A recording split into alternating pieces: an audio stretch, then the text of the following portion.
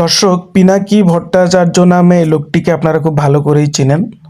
চরম হিন্দু বিদ্বেষী এবং মুসলিম তোষণকারী একটি লোক। এই লোক ব্রাহ্মণ পরিবারে জন্মগ্রহণ করেছে।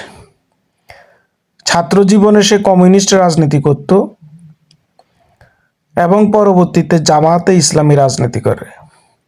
তার রাজনৈতিক জীবনের কনভার্সন এবং ধর্মীয় জীবনের কনভার্সনটা খুবই সুন্দর, একই রকম। যদিও এখনও সে নিজেকে হিন্দু দাবি করে, কিন্তু আসলে সে হিন্দু ধর্মে নেই।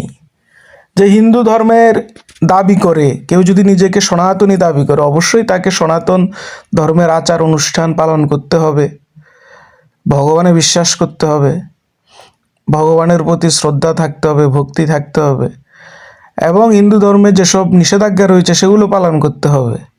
গৌমাংসের প্রতি নিষেধাজ্ঞা রয়েছে, সেগুলো পালন করতে হবে। কিন্তু এই ভদ্রলোক কোনো নিষেধাজ্ঞা পালন করে না, গোমাংস ভক্ষণ করে, বিবাহ করেছে মুসলিম নারীকে, সেটা হিন্দু ধর্ম অনুযায়ী 7 পাকে বেঁধে করেনি। তার সন্তান যারা আছে তারাও হিন্দু ধর্ম পালন করে না, এবং সে তো ব্যক্তি জীবনে হিন্দু ধর্ম পালন করেই না। কিন্তু কেন সে একটি ভিডিওতে নিজেকে হিন্দু দাবি করেছে, আমি তার কোনো অর্থ খুঁজে পাই না। সে চরমভাবে মুসলিম তোষণকারী। যেহেতু সে জামাতের এজেন্ট হিসেবে মিডিয়াতে কাজ করে, জামাতের লোকদেরকে খুশি করার জন্য। আপনারা জানেন বাংলাদেশে বর্তমানে ভারত বিরোধিতা আর হিন্দু বিদ্বেষ করতে পারলেই আপনি জনপ্রিয় হয়ে উঠবেন, এবং এটাকে হাতিয়ার করেই কিন্তু উনি অনলাইন জগতে, বাংলাদেশের ইউটিউবের জগতে শীর্ষস্থানটি দখল করে রেখেছেন। বাংলাদেশের মসজিদ মাদ্রাসায় ওনার বক্তব্য প্রজেক্টরে শোনানো হয় এবং মুসলিমরা ওনাকে খুব ভালোবাসেন।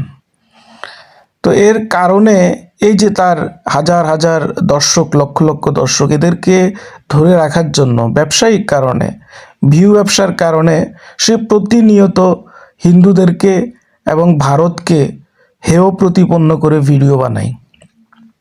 কোরবানিকে কেন্দ্র করে আপনারা জানেন সে এমন একটি ভিডিও বানিয়েছে যে সে বুঝাতে চাচ্ছে হিন্দু ধর্মেও কোরবানি বৈধ, বা হিন্দু ধর্মে কোরবানি দেওয়ার নিয়ম রয়েছে, এবং ভারতে যে পশ্চিমবঙ্গে কোরবানির ব্যাপারে কয়েকটি বিধিনিষেধ অথবা কিছু আইন তৈরি করে দেওয়া হয়েছে, যাতে নির্দিষ্ট স্থানে কোরবানি দেওয়া হয়, যেখানে সেখানে কোরবানি না দেওয়া হয়। এই বিষয়গুলোকে সে নেগেটিভলি উপস্থাপন করে বোঝাতে চাচ্ছে ভারতে মুসলমানরা তাদের ধর্ম বা তাদের ঈদ সঠিকভাবে পালন করতে পারছে না। সে কাশ্মীরের কথা বলেছে। তো আমার প্রশ্ন হচ্ছে, কাশ্মীর তো মুসলিম অধ্যুষিত, ওখানে তো বিজেপি সরকার নেই, ওখানে মুসলিমদের সরকার, ফারুক আবদুল্লার দল ওখানে ক্ষমতায় রয়েছে। তো কেন যখন কাশ্মীরে কোরবানি নিষেধ করা হলো, কেন তোমরা তখন আন্দোলন করলে না? কেন তখন ভিডিও বানালে না? এখন শুভেন্দু অধিকারী বিজেপির পশ্চিমবঙ্গে ক্ষমতায় এসেছে, এখন তোমাদের চুলকানি শুরু হয়ে গিয়েছে। শুভেন্দু অধিকারী তো পশ্চিমবঙ্গে গরু কোরবানি নিষিদ্ধ করেনি, উনি তো এখানে কিছু নিয়ম কানুন দিয়ে দিয়েছেন। আর তোমার কথা অনুযায়ী কাশ্মীরে গরু কোরবানি নিষিদ্ধ, সেখানে মুসলিমদের সরকার, তাদের বিরুদ্ধে কেন আন্দোলন করে না? শুধু হিন্দু দেখলেই, বিজেপি দেখলেই তোমাদের চুলকানি শুরু হয়ে যায়। যাই হোক, এই ভদ্রলোক কী বলছে ভিডিওতে আপনারা শুনুন, এরপর আপনারা কমেন্টে আপনাদের মতামত জানাবেন। সবাই ভালো থাকুন, সুস্থ থাকুন, ধন্যবাদ। কোরবানির অর্থনীতির উপরে মানব সভ্যতার ইতিহাস, পশু বলির, পশু উৎসর্গের ইতিহাস। শুধু পশু না, মানুষও বলি দিত আগে। প্রত্যেকটা ধর্ম, প্রত্যেকটা সংস্কৃতি, প্রত্যেকটা মহাদেশে উৎসর্গ ছিল। তাহলে শুধু মুসলমানের কোরবানিকে কেন আক্রমণ? কারণ আক্রমণটা পশু হত্যার বিরুদ্ধে না, এটা মুসলমানের সার্বভৌমত্বের বিরুদ্ধে। সেটা কিরকম? বাংলাদেশের মানুষ ভাগ্যবান। ভাগ্যবান কেন জানেন?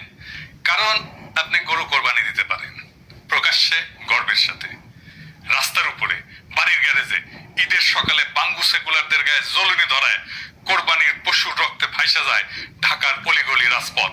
সেইটা আপনার অধিকার। কোনো আদালত আপনাকে গ্রেপ্তার করবে না, কোনো প্রতিবেশী হিন্দু রাষ্ট্রবাদী আপনার বাড়িতে আক্রমণ করবে না, কোনো জমিদার আপনার ভিটা পুড়ায় দেবে না, কোনো নিষেধাজ্ঞার কবলে আপনি পড়বেন না। আপনি এটা পারেন। পশ্চিমবঙ্গে আপনার বাঙালি মুসলমান ভাই গরু কোরবানি দিতে পারে না। ভয়ে লুকায়ে সাবধানেও দেয় না। মুর্শিদাবাদ, মালদা, উত্তর 24 পরগনা গ্রামে প্রায় সব কোরবানি হয় বকরি। ভারতের জম্মু কাশ্মীরে 2021 সালে গরু কোরবানি নিষিদ্ধ করা হয়েছে মুসলিম সংখ্যাগরিষ্ঠ অঞ্চলেই। উত্তরপ্রদেশে গরু কোরবানির জন্য লোকে জেলে যাচ্ছে, আর আপনি 1,04,00,000 পশু কোরবানি দিচ্ছেন গত বছর। প্রায় 4 কোটি বাংলাদেশি মানুষ সেই কোরবানিতে অংশ নিছে। বাংলাদেশের মানুষ ভাগ্যবান, কিন্তু এই ভাগ্য আসমান থেকে পড়ে নাই। এটা আপনাদের পূর্বপুরুষেরা 400 বছর ধরে অর্জন করছে নীরব বিদ্রোহে, শ্রেণীগত অপমানে, দারিদ্র্যের যন্ত্রণায়, জমিদারের চাবুকে, ব্রিটিশের শোষণে, পাকিস্তানের অবহেলায়। আজ আপনি যে গরুটা কাটবেন সেটার ইতিহাস 400 বছরের। আজ সেই